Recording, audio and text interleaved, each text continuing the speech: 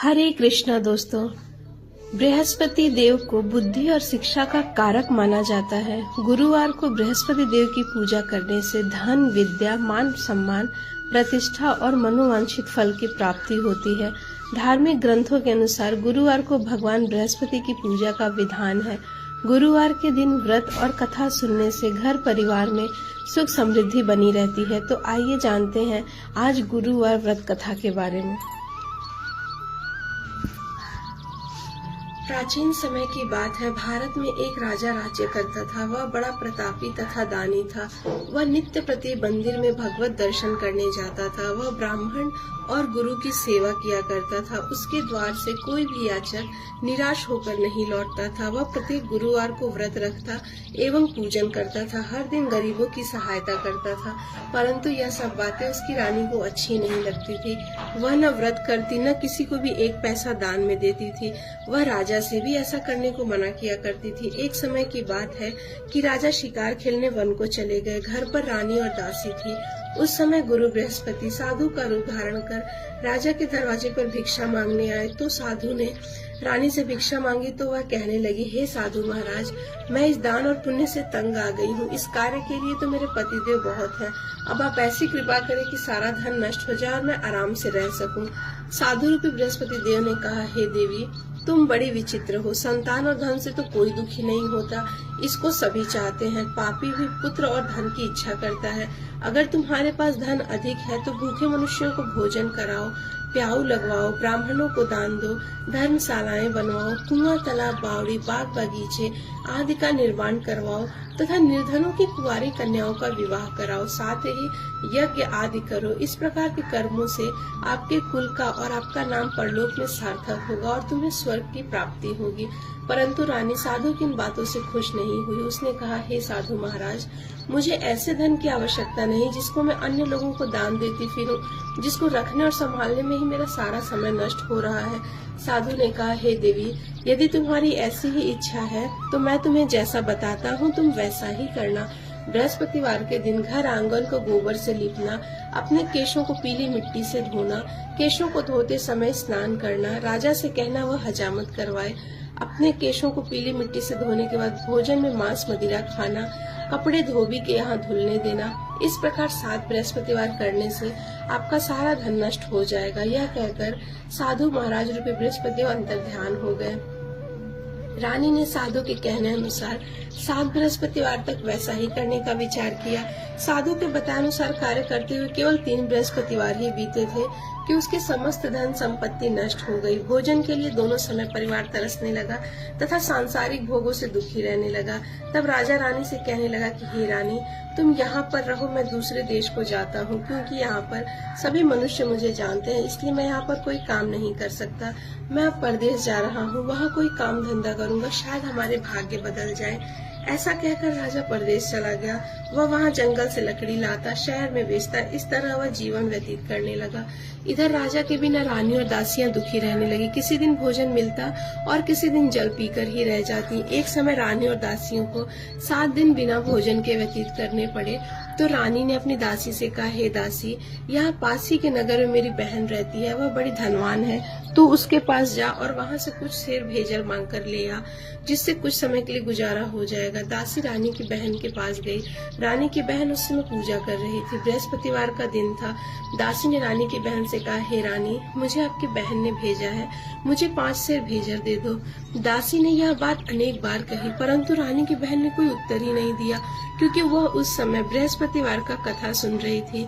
जब दासी को रानी की बहन से कोई उत्तर नहीं मिला तो वह बहुत दुखी हुई और उसे क्रोध भी आया। वह लौटकर रानी से बोली, हे रानी, आपकी बहन तो बहुत ही घमंडी है, वह छोटे लोगों से बात भी नहीं करती। मैंने उससे कहा तो उसने कोई उत्तर भी नहीं दिया और मैं वापस चली आई। रानी बोली, हे दासी, इसमें उसका कोई दोष नहीं है। जब बुरे दिन आते हैं तब कोई सहारा नहीं देता। अच्छे बुरे का पता विपत्ति में ही लगता है। जो ईश्वर की इच्छा होगी वही होगा। यह सब हमारे भाग्य का ही दोष है। उधर रानी की बहन ने सोचा कि मेरी बहन की दासी आई थी, मैं उससे बोली नहीं, इससे वह बहुत दुखी हुई होगी। अतः कथा सुन और विष्णु भगवान का पूजन समाप्त कर वह अपनी बहन के घर आई और कहने लगी, हे बहन, मैं बृहस्पतिवार का व्रत कर रही थी, तुम्हारी दासी हमारे घर गई थी, परंतु जब तक कथा होती है तब तक हम लोग न उठते हैं और न ही बोलते हैं, इसलिए मैं नहीं बोली। कहो दासी क्यों गई थी? तब रानी बोली, बहन हमारे घर अनाज नहीं था, वैसे तुमसे कोई बात छिपी नहीं है, इस कारण मैंने दासी को तुम्हारे पास 5 सेर भेजा लेने के लिए भेजा था। रानी की बहन बोली, बहन देखो बृहस्पति भगवान सबकी मनोकामना पूर्ण करते हैं, देखो शायद तुम्हारे घर में अनाज रखा हो। यह सुनकर दासी घर के अंदर गई तो वहाँ उसे एक घड़ा भेजर से भरा हुआ मिला। उसे बड़ी हैरानी हुई क्योंकि उसने एक एक बर्तन देख लिया था और सब खाली था। उसने बाहर आकर अपनी रानी को बताया। दासी रानी से कहने लगी कि रानी देखो, वैसे हमको जब अन्न नहीं मिलता तो हम रोज व्रत ही करते हैं, अगर इनसे व्रत की विधि और कथा पूछ ली जाए तो हम भी कर लिया करेंगे। दासी के कहने पर रानी ने अपनी बहन से बृहस्पतिवार व्रत के बारे में पूछा। उसकी बहन ने बताया, हे रानी बहन, बृहस्पतिवार को सूर्योदय से पूर्व उठकर स्नान करके बृहस्पतिवार का व्रत करना चाहिए, लेकिन उस दिन सर नहीं धोना चाहिए। बृहस्पतिवार के व्रत में चने की दाल और मुनक्के से विष्णु भगवान का केले के वृक्ष की जड़ से पूजन करें और दीपक जलाएं। उस दिन एक ही समय भोजन करें, भोजन भी पीले खाद्य पदार्थ का करें तथा कथा सुने। इस प्रकार करने से गुरु भगवान प्रसन्न होते हैं, अन्न पुत्र धन देते हैं। इस तरह व्रत और पूजन की विधि बताकर रानी की बहन अपने घर लौट गई। रानी और दासी दोनों ने निश्चय किया कि वे बृहस्पति भगवान का पूजन जरूर करेंगे। 7 दिन बाद जब बृहस्पतिवार आया तो उन्होंने व्रत रखा और गुड़साल में जाकर चना और गुड़ बिन लाई तथा उसकी दाल से केले की जड़ में विष्णु भगवान का पूजन किया। अब भोजन कहाँ से आए, दोनों बड़ी दुखी हुई, परंतु उन्होंने व्रत किया था, इस कारण बृहस्पति देव भगवान बहुत प्रसन्न थे। वे एक साधारण व्यक्ति के रूप में 2 थालों में सुंदर पीला भोजन लेकर आए और दासी को देकर बोले, हे दासी, यह भोजन तुम्हारे और रानी के लिए है, तुम दोनों करना। दासी भोजन पाकर बड़ी प्रसन्न हुई, रानी से बोली, रानी भोजन कर लो। रानी को भोजन आने के बारे में कुछ पता नहीं था, इसलिए वह दासी से बोली, जा तू ही भोजन कर। तब दासी ने कहा, एक व्यक्ति हम दोनों के लिए 2 थालों में भोजन दे गया है, इसलिए मैं और आप दोनों साथ साथ भोजन करेंगे। फिर दोनों ने गुरु भगवान को नमस्कार कर भोजन प्रारंभ किया। उसके बाद से वे प्रत्येक बृहस्पतिवार को गुरु भगवान का व्रत और पूजन करने लगी। बृहस्पति भगवान की कृपा से उनके पास धन हो गया, परंतु रानी फिर पहले की तरह आलस्य करने लगी। तब दासी बोली, देखो रानी, तुम पहले भी इसी प्रकार आलस्य करती थी, तुम्हें धन को रखने में कष्ट होता था, इसी कारण सभी धन नष्ट हो गया। अब गुरु भगवान की कृपा से हमें धन मिला है तो तुम्हें फिर आलस्य होता है। बड़ी मुसीबतों के बाद हमने यह धन पाया है, इसलिए हमें दान पुण्य करना चाहिए। तुम भूखे मनुष्यों को भोजन कराओ, प्याऊ लगवाओ, ब्राह्मणों को दान दो, कुआं, तालाब, बावड़ी आदि का निर्माण करवाओ, मंदिर पाठशाला बनवाकर दान दो, कुंवारी कन्याओं का विवाह करवाओ और धन को शुभ कार्यों में खर्च करो, जिससे तुम्हारे कुल का यश बढ़ेगा, स्वर्ग प्राप्त होगा और आपके पितृ भी प्रसन्न होंगे। दासी की बात मानकर रानी ने इसी प्रकार के कर्म करने प्रारंभ किए, जिससे उनका काफी यश फैलने लगा। एक दिन रानी और दासी आपस में विचार करने लगी कि न जाने राजा किस दशा में होंगे, उनकी कोई खोज खबर नहीं है। गुरु भगवान से उन्होंने प्रार्थना की और भगवान ने रात्रि में राजा को स्वप्न में कहा, हे राजा उठ, तेरी रानी तुझको याद करती है, अब अपने देश को लौट जा। राजा प्रातः काल उठकर जंगल से लकड़ियां काटकर लाने के लिए जंगल की ओर चल पड़ा। जंगल से गुजरते हुए वह सोचने लगा कि रानी की गलती से कितने दुख भोगने पड़े। राजपाट छोड़कर उसे जंगल में आकर रहना पड़ा। जंगल से लकड़ियां काटकर उन्हें बेचकर गुजारा करना पड़ा। उसी समय उस जंगल में बृहस्पति देव एक साधु का रूप धारण कर आए और राजा के पास आकर बोले, हे लकड़हारे, तुम इस सुनसान जंगल में किस चिंता में बैठे हो, मुझे बतलाओ। यह सुन राजा के नेत्रों में जल भर आया और वह साधु की वंदना कर बोला, हे प्रभु, आप सब कुछ जानने वाले हैं। इतना कहकर राजा ने साधु को अपनी संपूर्ण आत्मकथा सुनाई। महात्मा स्वभाव से दयालु हैं। वे राजा से बोले, हे राजा, तुम्हारी पत्नी ने बृहस्पति देव के प्रति अपराध किया था, जिसके कारण तुम्हारी यह दशा हुई है। अब तुम किसी प्रकार की चिंता मत करो, भगवान तुम्हें पहले से अधिक धन देंगे। देखो, तुम्हारी पत्नी ने बृहस्पतिवार का व्रत करना प्रारंभ कर दिया है। अब तुम भी बृहस्पतिवार का व्रत करके चने की दाल, गुड़ और जल को लोटे में डालकर केले के पत्ते से भगवान विष्णु का पूजन करो। फिर कथा कहो या सुनो, भगवान तुम्हारी सभी मनोकामनाओं को पूर्ण करेंगे। साधु को प्रसन्न देखकर राजा बोला, हे प्रभु, मुझे लकड़ी बेचकर इतना पैसा भी नहीं बचता कि भोजन के उपरांत कुछ बचा सकूं। मैंने रात्रि में अपनी रानी को व्याकुल देखा। मेरे पास कोई साधन नहीं कि मैं समाचार जान सकूं। फिर मैं बृहस्पतिवार की कौन सी कहानी कहूं या सुनूं? मुझे तो कुछ भी मालूम नहीं है। साधु ने कहा, हे राजा, तुम किसी बात की चिंता मत करो। बृहस्पतिवार के दिन तुम रोजाना की तरह लकड़ियां लेकर शहर में जाओ। तुम्हें रोज से दुगुना धन प्राप्त होगा, जिससे तुम भली भांति भोजन कर लोगे और बृहस्पति देव की पूजा का सामान भी आ जाएगा। अब बृहस्पतिवार की कथा मुझसे सुनो। बृहस्पतिवार की कथा इस प्रकार है कि प्राचीन काल में एक बहुत ही निर्धन ब्राह्मण था। उसकी कोई संतान ही नहीं थी। वह नित्य पूजा पाठ करता, परंतु उसकी स्त्री बहुत मलिनता के साथ रहती थी। वह न स्नान करती, न किसी देवता का पूजन करती। प्रातः काल उठते ही सर्वप्रथम भोजन करती, बाद में कोई अन्य कार्य करती। ब्राह्मण देवता भी बहुत दुखी रहते, पत्नी को बहुत समझाते, किंतु उसका कोई परिणाम न निकलता। भगवान की अनुकंपा से एक समय उस ब्राह्मण की पत्नी गर्भवती हुई और 10वें महीने एक सुंदर कन्या को जन्म दिया। निर्धन ब्राह्मण कन्या के जन्म से तो बहुत दुखी हुआ। फिर धीरे धीरे ब्राह्मण की कन्या भी बड़ी होने लगी। बचपन से ही उस कन्या की रुचि भगवान विष्णु की पूजा में ही थी। वह प्रातः उठते ही स्नान आदि करके भगवान विष्णु की पूजा करने मंदिर में जाती थी। बृहस्पतिवार को व्रत करके विधिवत पूजा पाठ करती थी। पूजा पाठ के बाद पढ़ने के लिए पाठशाला में जाती थी। घर से चलते हुए मुट्ठी भर जौ साथ लेकर जाती और पाठशाला के रास्ते में थोड़े थोड़े जौ गिराती जाती थी। जब वह पाठशाला से घर लौटती तो जौ के वह दाने सोने में बदले हुए मिलते थे। लड़की सभी सोने के दाने बिन लाती थी। जब एक दिन वह सोने के दानों को साफ कर रही थी, तब उसकी माँ ने कहा, बेटी, सोने के दाने साफ करने के लिए तुम्हें सोने का सूप भी होना चाहिए। अगले दिन बृहस्पतिवार था। तब उस लड़की ने भगवान बृहस्पति देव की पूजा करते हुए प्रार्थना किया कि हे भगवान, यदि मैंने आपका व्रत विधिवत किया हो तो मुझे सोने का सूप दे दो। भगवान बृहस्पति देव ने उसकी मनोकामना पूरी करने का वचन दिया। तब जब वो पाठशाला से लौटते समय उसे रास्ते में सोने का एक सूप पड़ा हुआ मिला। घर लौटकर सोने का सूप अपनी माँ को दिखाकर वह सोने के दाने साफ करने लगी। उसी समय नगर का राजकुमार उसके घर के पास से गुजरा। उस सुंदर लड़की को सोने के सूप में जौ साफ करते देख राजकुमार उस पर मोहित हो गया। महल में लौटकर राजकुमार ने राजा से उस लड़की से विवाह करने की इच्छा प्रकट की। तो राजा ने ब्राह्मण को महल में बुलाकर राजकुमार से उसकी लड़की की विवाह की बात कही। ब्राह्मण भी तैयार हो गया। धूमधाम से उस लड़की का विवाह राजकुमार से हो गया। दुल्हन बनकर ब्राह्मण की लड़की महल में चली गई। लड़की के चले जाने से ब्राह्मण फिर निर्धन हो गया। उसे कई दिन भोजन भी नहीं मिलता था। बहुत दुखी होकर ब्राह्मण एक दिन अपनी लड़की के पास गया।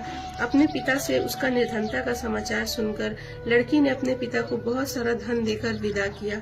उस धन से ब्राह्मण के कुछ दिन तो आराम से गुजर गए, लेकिन जल्दी ही फिर भूखों मरने की हालत हो गई। ब्राह्मण अपनी लड़की से धन लेने के लिए फिर महल में पहुंचा।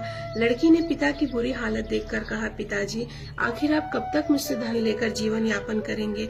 आप कोई ऐसा उपाय क्यों नहीं करते जिससे आपका घर धन संपत्ति से भर जाए? तब ब्राह्मण ने कहा, बेटी, मैंने तेरी माँ को बहुत समझा लिया, पर उसका फुहड़पन नष्ट ही नहीं होता। अगर उसका फुहड़पन नष्ट हो तो घर की निर्धनता भी दूर हो जाए। तब कुछ सोचकर लड़की ने पिता से कहा कि आप कुछ दिनों के लिए माँ को मेरे पास छोड़ जाओ। तब ब्राह्मण पत्नी को लड़की के पास महल में छोड़ गया। लड़की ने अपनी माँ से कहा कि माँ, तुम कल प्रातः उठकर स्नान आदि करके भगवान विष्णु की पूजा अवश्य करना। पूजा करने से ही तुम्हारी निर्धनता दूर होगी। लेकिन उसकी माँ ने उसकी कोई बात नहीं मानी। तब क्रोधित होकर लड़की ने अपनी माँ को एक कक्ष में बंद कर दिया। सूर्योदय के समय माँ को उठाकर जबरदस्ती उससे स्नान कराया। फिर मंदिर में ले जाकर भगवान बृहस्पति की पूजा कराई। कुछ दिनों तक ऐसा करने से माँ की बुद्धि में स्वयं परिवर्तन हुआ और वह स्वयं बृहस्पतिवार का व्रत रखने लगी। उसके व्रत रखने से ब्राह्मण के घर में भगवान विष्णु की अनुकंपा से धन की वर्षा होने लगी। दोनों पति पत्नी धन संपत्ति पाकर आनंद पूर्वक जीवन यापन करते हुए विष्णु धाम को चले गए। लकड़हारा बने राजा ने उन साधु से भगवान बृहस्पति की यह कथा सुनी और बृहस्पतिवार व्रत करने का भगवान विष्णु के सामने उसने प्रण लिया। उस दिन से उसके सभी क्लेश भी दूर हो गए। लेकिन अगले बृहस्पतिवार को कामकाज में अधिक व्यस्त रहने के कारण उसने भगवान बृहस्पति देव जी का व्रत ही नहीं किया। भगवान बृहस्पति देव उस लकड़हारे से बहुत क्रोधित हुए और उसे उसके भूल की सजा दी। उस दिन नगर के राजा ने नगर में घोषणा करके सबको सूचित किया कि प्रत्येक नागरिक मेरे महल में भोजन करने आवे। जो नहीं आवेगा उसे अपराधी मानकर भारी दंड दिया जाएगा। लकड़हारा बने राजा ने उस नगर के राजा की घोषणा तो सुनी, लेकिन जंगल से लकड़ी काटकर लाने और बेचने में देर हो जाने के कारण वह समय पर महल में भोजन करने नहीं जा सका। अतः राजा के सैनिक लकड़हारे को पकड़कर महल में ले गए। राजा ने उसे महल के कक्ष में बैठाकर भोजन कराया। उस कक्ष में खूंटी पर रानी का सोने का हार लटका हुआ था। लकड़हारा अकेला उस कक्ष में भोजन कर रहा था। तभी उसने एक आश्चर्यजनक घटना घटते देखी। देखते ही देखते वह खूंटी हार को निगल गई। थोड़ी देर के बाद राजा ने हार को गायब देखा तो लकड़हारे को कारावास में डलवा दिया। लकड़हारा मन ही मन अपने भाग्य को कोसने लगा। तभी उसे जंगल में मिले साधु का स्मरण हो आया। थोड़ी देर में भगवान बृहस्पति देव सन्यासी के रूप में उसके सामने प्रकट हुए और कहा, लकड़हारे, तुमने मेरे प्रति अपराध किया है। तुमने बृहस्पति की पूजा नहीं की, इसी कारण तुम्हें कष्ट हुआ है। लेकिन अब चिंता मत करो। बृहस्पतिवार के दिन कारागार के दरवाजे पर तुम्हें कुछ पैसे पड़े हुए मिलेंगे। उन पैसों से भगवान बृहस्पति का व्रत करना और उनकी पूजा करोगे तो तुम्हारे सब दुख नष्ट हो जाएंगे। बृहस्पतिवार के दिन दरवाजे पर पड़े मिले पैसों से चना और गुड़ मंगाकर लकड़हारे ने बृहस्पतिवार की कथा कही तो भगवान बृहस्पति देव ने प्रसन्न होकर उस नगर के राजा को स्वप्न में लकड़हारे को कारागार से मुक्त करने को कहा। सुबह राजा ने अपने कक्ष में आकर देखा तो खूंटी पर रानी का हार टंगा हुआ था। राजा ने लकड़हारे को मुक्त कर दिया, उसे धन आभूषण देकर विदा किया। लकड़हारा बना राजा उस नगर से चलकर अपने नगर में पहुंचा तो उसे नगर में कुएं, धर्मशाला, बाग बगीचे आदि देखकर बहुत प्रसन्नता हुई। राजा ने किसी से पूछा कि यह कुएं, धर्मशालाएं किसने बनवाई हैं? सबने उसे बताया कि यह सब रानी और उसकी दासी ने बनवाए हैं। राजा महल में पहुंचा तो रानी ने उसका भव्य स्वागत किया। तब राजा ने निश्चय किया कि सप्ताह में तो एक बार सभी बृहस्पति का व्रत तथा पूजन करते हैं, परंतु मैं प्रतिदिन व्रत किया करूंगा तथा दिन में 3 बार कथा कहा करूंगा। अब राजा हर समय दुसाले में चने की दाल बांधे रहता था तथा दिन में 3 बार बृहस्पति की कथा कहता। कुछ दिनों के बाद राजा को अपने बहन की याद आई। एक दिन घोड़े पर सवार होकर राजा अपनी बहन से मिलने चल दिया। अभी राजा नगर के बाहर ही पहुंचा था कि उसने कुछ लोगों को शव ले जाते हुए देखा। राजा को स्मरण हो आया कि आज उसने किसी को बृहस्पतिवार की कथा नहीं सुनाई। राजा ने उन लोग को रोककर कहा, भाइयों, अब शव को ले जाने से पहले मुझसे बृहस्पतिवार की कथा सुन लो। लोगों ने राजा पर क्रोधित होते हुए कहा कि तुम पागल तो नहीं हो? लेकिन कुछ बड़े बूढ़े लोगों ने कहा, अच्छा भाई, साथ में चलते चलते तुम अपनी कथा भी सुनाओ। राजा ने चलते हुए आधी कथा सुनाई थी कि शव हिलने लगा। राजा की पूरी कथा सुनाते ही वह शव उठकर राम राम बोलने लगा। लोगों ने हैरानी से दांतों तले उंगली दबाई और अगले बृहस्पतिवार से भगवान बृहस्पति देव का व्रत करने व कथा सुनने का निश्चय कर लिया। अब घोड़े पर सवार राजा चलते हुए किसान के पास पहुंचा। किसान अपने खेत में हल चला रहा था। राजा ने कहा, भाई, मुझसे बृहस्पतिवार की कथा सुन लो। किसान झुझलाकर बोला, भाई, देख नहीं रहे, जितनी देर तक तुम्हारी कथा सुनूंगा उतनी देर में तुम्हें पूरे खेत में हल चला लूंगा। राजा निराश होकर चलने लगा। तभी किसान के पैर लड़खड़ाकर जमीन पर जा गिरे। किसान के पेट में भी जोरों का दर्द होने लगा। उस किसान की पत्नी जब खाना लेकर आई तो उसने किसान से इस बारे में पूछा। तब किसान ने घुड़सवार की पूरी कहानी सुनाई। किसान की पत्नी दौड़ती हुई राजा के पास पहुंचकर हाथ जोड़कर बोली, भैया, मैं तुम्हारी कथा सुनने को तैयार हूँ। राजा ने उसके साथ खेत पर पहुंचकर बृहस्पतिवार की कथा सुनाई। तभी बैल उठकर खड़े हो गए। किसान के पेट का दर्द भी तुरंत ठीक हो गया। राजा अपनी बहन के घर पहुंचा तो उसकी बहुत आवभगत हुई। अगले दिन सुबह उठकर राजा ने देखा घर के सभी लोग भोजन कर रहे हैं। किसी भूखे को बृहस्पतिवार की कथा सुनाए बिना राजा भोजन नहीं करता था। उसने बहन से कहा कि बहन, क्या घर में कोई ऐसा व्यक्ति है जिसने अभी तक भोजन न किया हो? उसकी बहन बोली, भैया, हमारे घर में तो क्या आपको पूरे नगर में कोई ऐसा व्यक्ति नहीं मिलेगा जिसने अभी तक भोजन न किया हो। तब राजा ने बहन के घर से निकलकर उस नगर में बिना भोजन किए व्यक्ति की तलाश की। एक गृहिणी के घर में उसका बेटा बीमार होने के कारण भूखा रह गया था। राजा ने उसको जाकर बृहस्पतिवार की कथा सुनाई। कथा सुनते सुनते गडेरिये का बीमार बेटा बिल्कुल ठीक हो गया।